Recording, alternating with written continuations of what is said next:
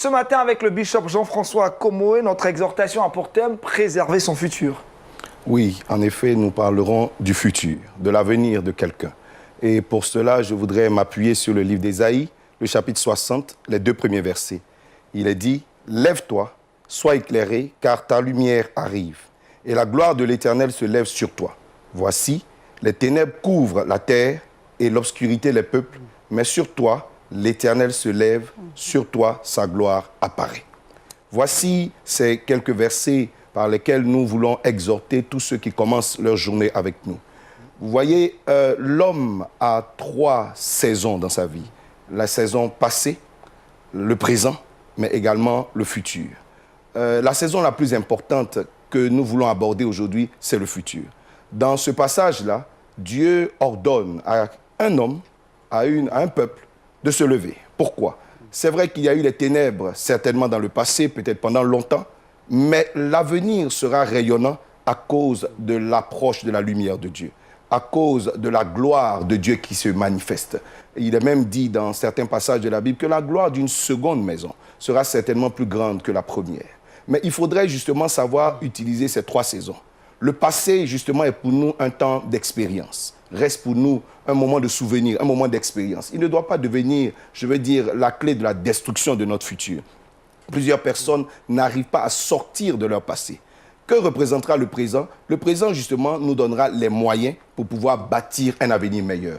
Donc toi qui, certainement, dans le passé, as connu soit des souffrances, soit des difficultés, ou peut-être un passé pas très glorieux, laisse-moi te dire que Dieu est capable de bénir ton avenir. Nous avons vu des hommes comme Abraham, le père de la foi, avoir 75 ans de vie stérile. Et ensuite, quand il se met à marcher avec Dieu, il devient le père d'une multitude. Et jusqu'à aujourd'hui, nous confessons la foi qu'Abraham, justement, a confessée en son temps. Comment, justement, réussir à bâtir son futur? Comment réussir à préserver le futur des difficultés passées? Nous verrons quelques points qui nous aideront, peut-être 7 en ce jour, et peut-être une autre fois, on en verra d'autres. La Bible dit à Adam, du moins en Genèse, Dieu parle à Adam et il lui dit « Adam, ne mange pas du fruit de la connaissance du bien et du mal. » Ici, Dieu parle de la loi. La première clé, justement, pour préserver le futur, c'est d'éviter ce qu'il faut éviter. Si vous commencez par marcher en dehors des règles, votre futur sera atteint. Adam était dans un jardin d'Éden, un jardin de délices, tout allait bien. Il était heureux, mais il a détruit son futur en commençant à faire des choses interdites. Vous savez, tout bonheur a son totem.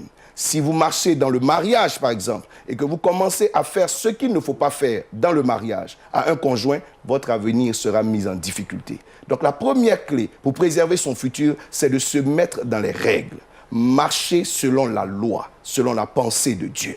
La Bible dit, heureux l'homme justement qui trouve son plaisir dans la loi, cet homme-là réussit en tout ce qu'il fait. Donc commencez à vous adapter, commencez à accepter de marcher selon la loi, selon les règles. La deuxième chose dont je voudrais parler se trouve dans un verset. La Bible dit « Souviens-toi d'où tu es tombé et ensuite ressaisis-toi ». Donc ici, nous sommes en train de parler du pardon. Le pardon est une clé pour l'avenir. Le pardon aborde 2 aspects de la chose. D'abord, que vous-même, vous obteniez le pardon. Peut-être que vous aviez commis des erreurs. Peut-être que vous aviez fait des fautes. Peut-être que vous vous êtes trompé. Peut-être avez-vous fait quelque chose à quelqu'un. Cherchez à obtenir le pardon. Un voleur avait volé toute sa vie. Et il était sur le point d'être condamné par Dieu après qu'il a été condamné par les hommes. Mais à la croix, il a eu l'opportunité de parler avec Jésus-Christ, de parler avec le Seigneur. Il a reconnu sa faute et il a obtenu le pardon. Jésus lui a dit, je te le dis aujourd'hui même, tu seras avec moi dans le royaume des cieux. Au lieu d'être dans le royaume des ténèbres, celui qui a passé toute sa vie dans le royaume des ténèbres se retrouve voir son futur dans le royaume des cieux. Toi qui certainement as commis des erreurs, as commis des fautes, peut-être envers ton conjoint, envers tes parents, envers un collaborateur, envers un ami, va obtenir le pardon. Acceptez de vous humilier et d'aller ensuite demander pardon. Vous obtiendrez ce pardon. Le deuxième aspect du pardon, c'est de réussir à pardonner vous-même. Lorsque vous pardonnez, vous êtes soulagé, vous êtes libéré. Le pardon brise des barrières, par exemple dans les familles. Le pardon détruit tout ce qui est obstacle, tout ce qui est division. Préservez votre futur. C'est vrai, dans cette famille, il y a eu peut-être beaucoup de problèmes. Peut-être dans ce couple, il y a eu beaucoup de problèmes. Peut-être dans cette association, il y a eu beaucoup de problèmes. Mais si vous acceptez de pardonner, vous libérez le futur. Jésus-Christ et Pierre ont eu beaucoup de difficultés. Pierre a renié Jésus-Christ. Mais pourquoi est-ce que ce reniement n'a pas affecté leur futur? Jésus-Christ a pardonné. Si vous pardonnez aujourd'hui, votre avenir sera glorieux. La troisième chose que vous devez savoir faire se trouve cachée dans ce verset du livre de la Genèse au chapitre 4. Dieu parle et il dit à Caïn, si tu fais bien, tu relèveras ta tête. À ce moment donné, on parle de la correction. Vous avez besoin de vous corriger. Si vous avez fait des erreurs, vous avez utilisé une démarche, une attitude qui n'a pas été la bonne et qui justement a plongé votre passé dans le noir, a plongé votre passé dans des difficultés, dans des problèmes, vous n'êtes pas obligé de condamner votre futur au même sort. Il suffit simplement de vous corriger. David a commis des erreurs. David s'est trompé. Mais lorsque le prophète Nathan l'a interpellé, David s'est corrigé. La Bible dit que David n'a plus jamais commis les mêmes fautes. La parole précise même que, même quand il était justement en âge avancé, on lui a mis une jeune fille à côté de lui. Ce David-là, il était impossible de voir une femme et puis de ne pas aller avec elle. Mais on lui a mis une jeune fille pour prendre soin de lui et la Bible précise que David ne la connut pas. Vous voyez, quand la Bible peut préciser qu'un homme ne connaît pas une femme, ça veut dire qu'auparavant, ce n'était pas possible. Mais David s'est corrigé et il est resté le plus grand roi d'Israël. Toi qui m'entends, tu peux te corriger, tu peux te ressaisir. Tu n'es pas obligé de connaître la même faute jusqu'à la fin de ta vie. Paul s'est trompé. L'apôtre Paul, il s'est trompé dans les premières heures de son ministère. Il était devenu quelqu'un qui massacrait les chrétiens, donc quelqu'un qui persécutait Christ. Mais lorsque Dieu se révèle à lui, Paul se ressaisit. Ayez le courage de la correction. Ayez la force de la correction. Votre avenir sera glorieux. La quatrième chose que je pourrais dire se trouve dans ce verset qui dit, quand Dieu parle à Lot, la Bible dit, l'ange lui dit, fuis pour ta vie. À ce moment donné, on parle des séparations. Votre futur, votre passé a certainement été ce qu'il était à cause des compagnies que vous aviez, à cause des espaces que vous fréquentiez. Il est l'heure de vous séparer de certaines choses. Si vous décidez d'embellir votre avenir, mais que vous continuez de fréquenter les mêmes choses, les mêmes personnes, les mêmes espaces qui ont noyé votre passé dans les ténèbres, vous vivrez la même chose. Il faut commencer à bouger. Dieu a dit par exemple à Abraham, quitte ton pays, ta patrie, la maison de ton père, quitte ce milieu, ces habitudes, ces coutumes-là, et va dans un autre espace où tu développeras d'autres qualités. La Bible dit qu'Abraham s'est séparé, non seulement de son territoire d'origine, mais ensuite, des personnes comme Lot, ensuite des personnes comme Agar, des coutumes et des habitudes de son passé, Abraham a vu la gloire de Dieu. Abraham est rentré dans ce qui semblait impossible dans le passé. Tu as besoin de prendre une décision. Oui, c'est vrai, toutes les séparations sont quelquefois difficiles, mais il faut avoir le courage, il faut avoir la hauteur d'esprit de préserver son futur. Il ne faut pas noyer ce futur-là avec les habitudes de ton passé. Tu as peut-être besoin de quitter quelqu'un. Tu as peut-être besoin de t'éloigner de certaines choses. Tu as peut-être besoin de fuir un certain milieu. Dieu bénira ton futur si tu acceptes de le faire. La cinquième clé que je donnerai ce matin, la Bible se cache dans ce verset qui dit « Ne devez rien à personne, paye tes dettes ». Ne reste pas dans les dettes. Il y a plusieurs personnes qui justement ont des dettes, en dette envers leur passé, dette envers des personnes. Peut-être même que tu dois simplement une reconnaissance à une personne. Quelqu'un qui t'a fait du bien, mais tu n'as pas été assez reconnaissant. Comme ces 9 lépreux qui ont été guéris par Jésus-Christ et qui ne sont jamais revenus dire merci. Tu as une dette envers cette personne. Il faut payer les dettes pour embellir les relations dans le futur. Peut-être que tu as fait une promesse, ne serait-ce qu'à tes enfants, et tu n'as pas tenu compte. Les parents, c'est facile pour nous de dire à un enfant, si tu es le major de ta classe, je t'achèterai ceci, je ferai cela. Et vous n'avez pas fait. L'enfant enregistre cela.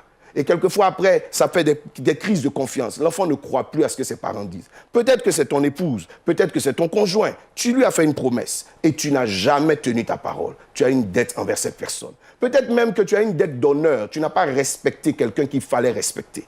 Il faut pouvoir corriger ces choses-là. Paye tes dettes. Et peut-être que tu dois simplement de l'argent à quelqu'un. Tu as pris un article, tu as pris de l'argent, tu as emprunté de l'argent avec une personne. Il faut savoir régler ces dettes afin que l'avenir ne soit pas affecté par ces dettes-là. La Bible dit un homme qui était un homme de bien, mais qui faisait ses activités certainement, s'est retrouvé endetté. Il est mort malheureusement sans avoir payé ses dettes. Les dettes ont poursuivi ses enfants. La Bible dit que les créanciers sont venus et ont voulu faire des enfants des esclaves. Pourquoi ces enfants qui n'avaient rien fait se retrouvaient en train d'être esclaves? Parce que leur père n'a pas payé ses dettes. Il faut régler vos dettes afin que votre avenir, vos enfants qui représentent votre avenir justement, soient bénis. Il faut régler ses dettes. Il ne faut pas rester avec ces choses. Il y a des gens qui disent des fois, oh, je m'en fous, le temps fera. Le temps ne règle pas les dettes. Il a fallu que Christ paye la dette de notre péché afin que nous soyons sauvés. Quel que soit le temps qui passera, les gens peut-être peuvent être silencieux, mais la dette reste. Paye tes dettes, mon frère. Paye tes dettes, ma sœur, et tu verras la gloire de Dieu. Je dirais encore une chose. La Bible dit, faisons alliance. Abraham a demandé à quel signe je saurai que mon avenir verra l'accomplissement de toutes ses promesses. Dieu a dit, faisons alliance. Ici, je parle des alliés. Vous avez besoin d'alliés pour bâtir votre futur. Des fois, vous voyez, il y a des gens qui ont leur téléphone rempli de pas mal de numéros, mais il n'y a aucun numéro intéressant. Vous avez des problèmes, vous ne savez même pas qui appeler. Vous avez toutes sortes de personnes que vous connaissez, mais il n'y a aucun bon allié pour vous. Lorsqu'Abraham marchait avec Lot, c'était un faux allié. Il marchait avec Agar, ce n'était pas quelqu'un qui pouvait aider sa vie à avancer. Mais lorsqu'il a commencé à marcher avec Dieu, il a croisé des hommes comme Melchisédek, il a croisé des gens, c'était des alliés sûrs. Tu as besoin d'amis qu'il faut. Il faut choisir ses amis. Il faut choisir ses collaborateurs. Il faut choisir ses repères. Il faut choisir ses mentors. Ce seront les alliés de votre avenir. Des fois, nous marchons, nous n'avons pas les conseillers. La Bible dit, faute de conseillers, les projets échouent. Un homme comme Moïse était fait pour réussir, mais à cause du manque de conseillers, il était mal organisé et il avait un avenir en difficulté. Quand Jéthro, son conseiller, est rentré dans son histoire, Jéthro a réorienté sa vie. Tu as peut-être besoin de conseiller dans un domaine. Conseiller au niveau spirituel, conseiller au niveau financier, conseiller dans tes affaires, conseiller même au niveau de ton couple. Vous savez, des fois, on se marie, on a l'impression qu'on aime. Non, on ne sait pas faire ce qu'on n'a pas appris.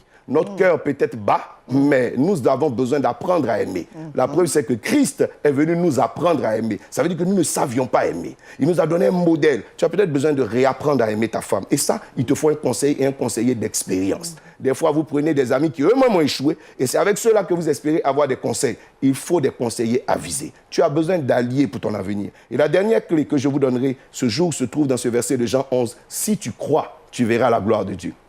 Voici une famille qui venait de vivre un événement douloureux.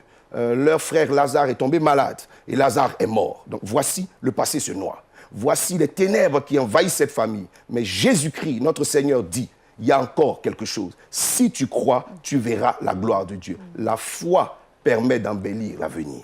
La foi permet de voir un avenir arriver. Ne laisse pas ton avenir être noyé par les ténèbres et les puissances du mal et toutes ces difficultés. Si tu crois, ton avenir peut changer totalement. Il faut réespérer à nouveau. Il faut revenir à Dieu. Il faut revenir en contact avec celui qui a la puissance qu'il faut pour nous délivrer. Les enfants d'Israël sont restés 400 ans en Égypte, mais la Bible dit, à cause de la foi de leur père Abraham, à cause de la foi de Moïse, ils ont été délivrés et ils n'ont plus jamais revu les Égyptiens, leurs oppresseurs. Ce matin, je m'en vais vous dire que votre avenir est meilleur, et votre avenir est meilleur que votre passé. Peut-être que le passé a été douloureux. Peut-être que le passé a été un échec. Tu as encore en tes mains les clés de ton futur. Que Dieu vous bénisse. Amen. Merci au bishop Jean-François Arcomoé. Préserver son futur, c'est bien l'exhortation que nous avons eu droit. Jean-Richard, Colombe, question de compréhension. Oui, en fait, le pasteur, merci pasteur d'abord pour cet enseignement. J'ai vraiment été bénie. Et vous aviez parlé en fait de la foi afin de pouvoir croire en l'avenir. Est-ce qu'il faut forcément avoir seulement la foi? Parce que souvent c'est tellement compliqué ce qu'on a vécu dans le passé qu'on n'arrive même pas à voir en fait dans l'avenir ce qui pourrait nous garantir quelque chose d'excellent. Vous savez, avant même de voir, il faut d'abord espérer. La foi a une dimension d'espérance. Si vous n'espérez plus rien, votre futur se noie. La Bible dit la foi est une ferme assurance des choses qu'on espère. Dieu parle à Abraham, le père de la foi, il dit lève tes yeux. Le monsieur était dans une situation où il n'y avait rien de bon. Mais Dieu lui dit, lève tes yeux. Aie le courage d'espérer un avenir meilleur. Aie le courage d'espérer quelque chose de bon. Quand l'homme commence à espérer, un avenir se dessine. Aussi longtemps que Dieu vous donne la vie, c'est qu'il y a quelque chose de bon pour vous. Quand Dieu n'a plus rien à faire avec vous, il vous retire de la terre. Donc, quelles que soient les difficultés qu'on a vécues, il faut savoir que des gens ont vécu pire que nous, mais qui se sont ressaisis aujourd'hui. Il suffit de rencontrer tous ceux qui aujourd'hui sont dans des hauteurs, soit à un certain niveau. Quand ils vous racontent leur parcours, il y a toujours une vallée de l'ombre de la mort. Il y a toujours une vallée difficile. Il y a toujours une montagne qu'ils ont dû déplacer. La foi permet de voir la gloire de Dieu. La deuxième chose, c'est que la foi, justement, sollicite la puissance de Dieu. C'est parce que vous n'avez pas les moyens qu'il faut que votre vie est à ce niveau. Mais si vous trouvez quelqu'un de plus puissant que vous, vous y arriverez. Dieu est le Tout-Puissant. Il est capable de faire au-delà de vos imaginations et au-delà des possibilités de l'homme. Merci, pasteur. Maintenant, quant au conseiller, est-ce qu'on choisit un conseiller en fonction de ses expériences ou on choisit un conseiller en fonction, je ne sais pas, de ce que Dieu nous dira, peut-être? Oh, on peut choisir les deux. Les deux voies sont bonnes. Si Dieu vous conseille quelqu'un, ben c'est le meilleur conseiller. Mais si Dieu vous oriente vers quelqu'un, mais vous allez directement vers la personne. Mais même quand Dieu ne vous aura pas parlé, il faut vous dire que si vous avez besoin de conseils, il faut quelqu'un qui a bien plus d'expérience que vous dans le domaine dans lequel vous vous engagez. J'ai vu souvent des pasteurs qui ne sont pas des hommes d'affaires et qui essayent d'être des conseillers de personnes qui sont justement en affaires. Le pasteur donnera les conseils spirituels, mais il n'a pas les conseils pratiques. Il faut que cette personne, justement, ait peut-être son pasteur comme mentor au niveau spirituel, mais que la personne ait un conseiller expérimenté dans les affaires. Alors, la personne réussira.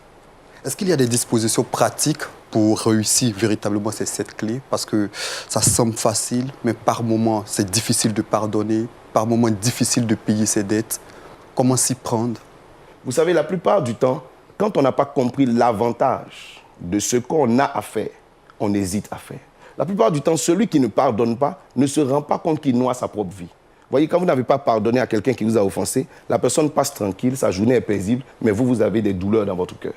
Vous avez des ulcères d'estomac. Vous perdez une relation. Mais lorsque vous pardonnez, vous êtes libéré. Imaginez-vous que Jésus-Christ n'ait pas pardonné à Pierre. Mais qui allait prêcher le jour de la Pentecôte? Qui allait permettre que l'évangile se répande? Mais Jésus-Christ ayant pardonné, il a eu bien plus d'avantages à pardonner, justement, qu'à garder une rancune. Tous ceux qui m'entendent, efforcez-vous de pardonner. Si vous n'y arrivez pas, approchez-vous de quelqu'un qui parlera avec vous. Ou approchez-vous de Dieu. Il est celui qui a la clé du pardon. Il est lui-même miséricorde. Il saura penser vos plaies. Il saura vous conduire au pardon. Oui, j'aimerais encore comprendre comment se pardonner. Comment se pardonner à soi-même. Vous savez, vous pardonnerez lorsque vous réaliserez que vous êtes faible. Quand vous avez l'impression que vous êtes un super homme, à ce moment donné, ça vous coûte gros dans votre pensée de vous dire, mais comment est-ce que j'ai pu faire cette erreur? Mais quand vous êtes aussi élevé que David et que vous réalisez que vous avez des origines de pécheur et que vous êtes charnel et que vous êtes faible, vous comprenez que vous pouvez vous tromper. Il n'y a que Dieu seul qui ne se trompe pas. Donc l'homme, quand il se trompe, a besoin de se ressaisir. Dieu dit, j'aime. Et j'aime, je n'aime pas le péché. Je n'aime pas l'erreur. Mais j'aime le pécheur qui se répand. Donc nous savons déjà que Dieu nous pardonnera nos fautes. Nous savons que nous sommes exposés aux fautes. Nous ne voulons pas commettre de fautes. Mais qui est-ce qui peut se promener sans se salir des fois? Voilà qui est bien clair avec le bishop Jean-François Arkomoé. C'est bien intéressant tout ça, un riche enseignement. Bishop, vous allez prier pour nous ce matin, prier pour ceux qui nous suivent, que Dieu nous aide vraiment à préserver notre futur. Seigneur, nous te bénissons dans le nom de Jésus-Christ. Toi, le maître des temps et des circonstances, tu as donné, Seigneur, à cet homme, à cette femme, oh Dieu, cette famille, à ce peuple, d'avoir un passé. Peut-être à cause des erreurs, peut-être à cause de l'ignorance, ce passé a connu des échecs. Mais tu dis dans ta parole, les choses anciennes sont passées, toutes choses deviennent nouvelles.